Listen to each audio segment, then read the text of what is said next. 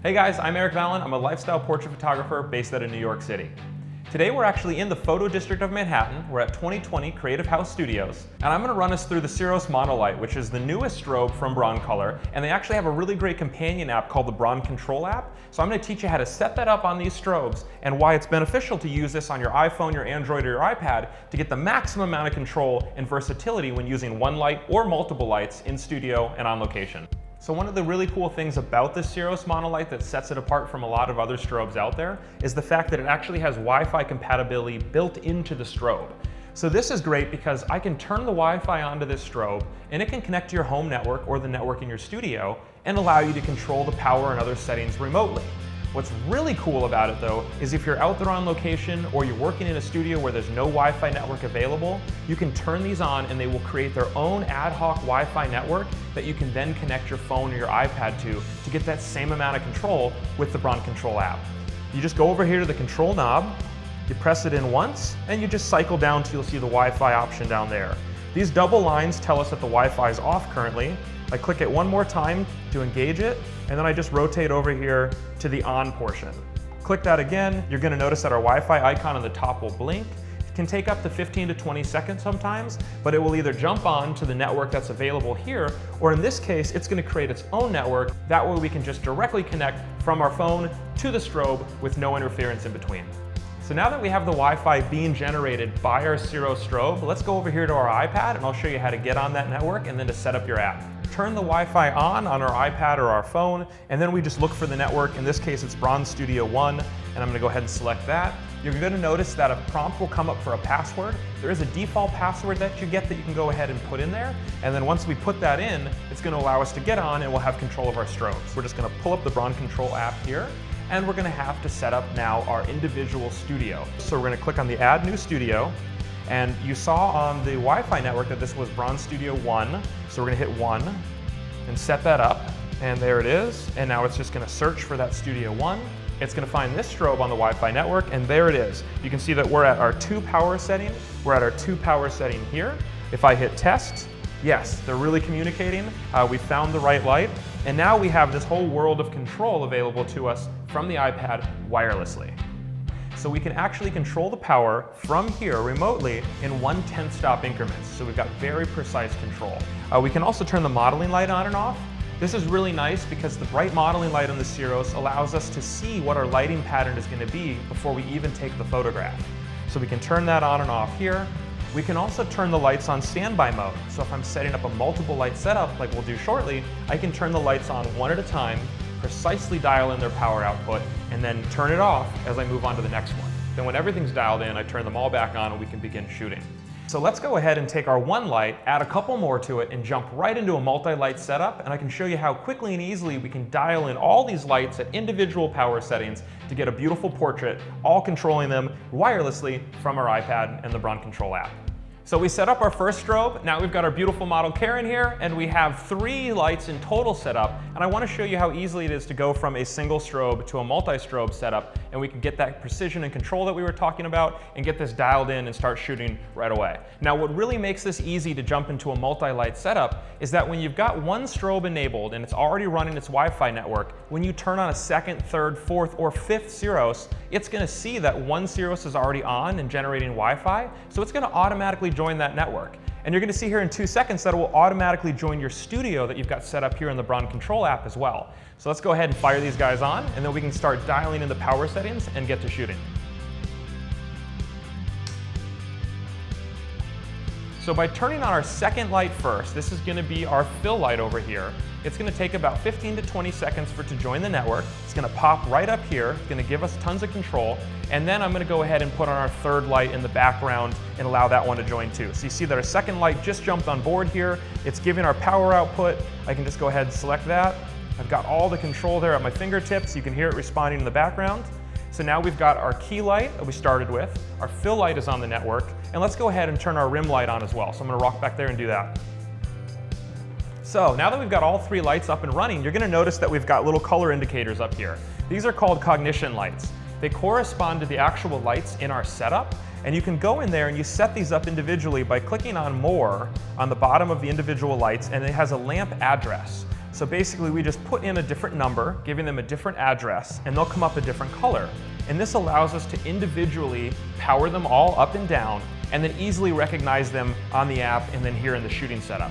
So if I'm running through a setup and I'm like, okay, I need a little more light on her hair, I don't want to have to think back now what zone, what channel, what number is that strobe. I want to be able to quickly look back and be like, oh, okay, that's the purple one. I just grab it right here, click on the purple light, turn it up 1/2 a stop, and then I can get back to shooting. So this saves you a lot of time when you're working and making those minute adjustments on set or as you're flowing between different lighting setups. Now what's cool is I don't have to run around to all 3 lights and turn them on. I just click the modeling light button here, they all come on behind me, so we can really dial everything in before we get shooting. So now we've got all this placed, now we have to go ahead and dial in the power of all of these. So let me go ahead and take a shot and let's start tweaking it. Excellent. So now, very quickly and easily, without me leaving this spot, I was able to dial in the power settings for this light. So now that we have our key light set up, let's go ahead and turn it off.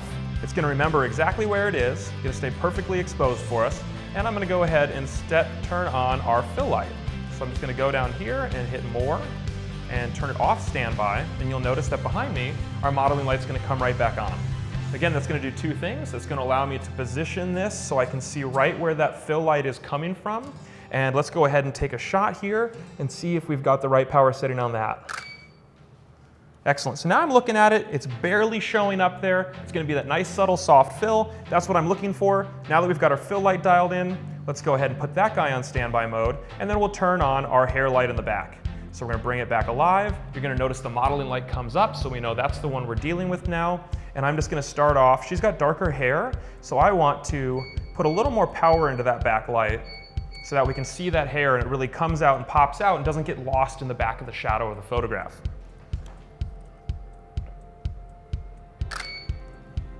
So I'm a pretty good guesser at this point. I think that looks like a good exposure. So we're not even going to have to do any more tweaking here. Maybe I'll make it like 2/10 of a stop brighter. We'll just add a little more there so we can see more of the hair. And now that I've got all 3 of our lights dialed in individually, let's just go ahead and turn them all back on and take a photo and see what we've got. So now everything's back alive, everything's turned on. Let's look at the final photo.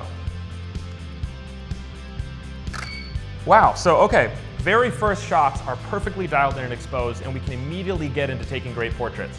Now this is really cool because if you're working with a new client or a new model and you really want to look like you know what you're doing, having the very first photo of a multi-light setup be perfectly exposed is huge. Builds a whole bunch of confidence in you as the photographer, and it also very quickly gets you into the flow of shooting and making great portraits and not so much focused on fiddling with the gear.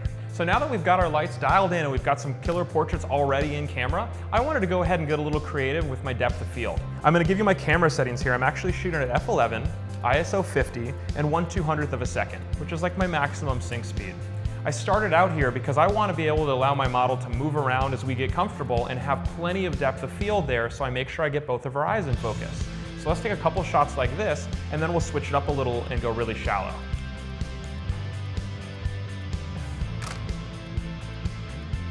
All right, awesome. So now we've got our portraits at f11 and everything in the photo is tack sharp. I want to switch gears a little bit and open up to a wider aperture though, to give my photos and my portraits a little dreamier feel with that shallow depth of field. So to do that, I have to open up my lens. So I'm at f11, I'm going to go to f8, f5.6, and to f4. That means I'm going to have a shallower depth of field where my subject eyes are going to be in focus and the rest of her is going to fall out to that beautiful bokeh out of focus background. Now I went ahead and opened up my lens 3 stops. We need to turn down the power of all of our lights here very quickly. If I select this main control panel here where you see 6.5, I can lower and raise the power of all of these lights in unison. So it saves my lighting ratio, my key, my fill, and my hair light, and then it just brings the powers down together. So let's go ahead and do a quick swipe. The quick swipe is going to allow you to go a whole stop versus tapping on the arrows to do 1/10 of a stop. So that's 1 stop down, 2 stops down, 3 stops down. Let's go to right there. So let me go ahead and take this next photograph and I'll show you how at f4 we're automatically going to get the perfect exposure.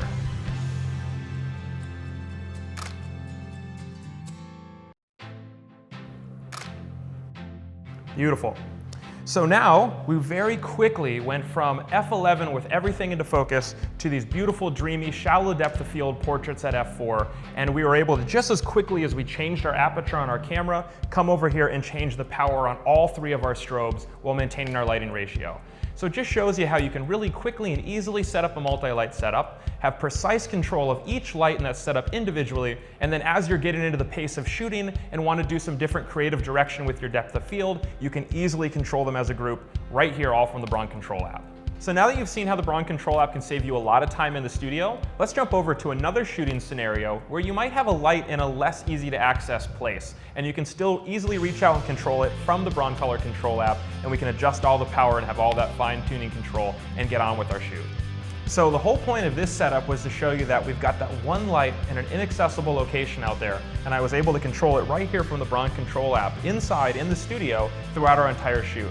So sometimes I wanted a subtle little kiss of light coming in the window, other times I wanted a lot of power to make it look heavily backlit, and I was able to adjust the power settings drastically right here from the bronControl app without having to jump in and out of the window every time I wanted to change a setting.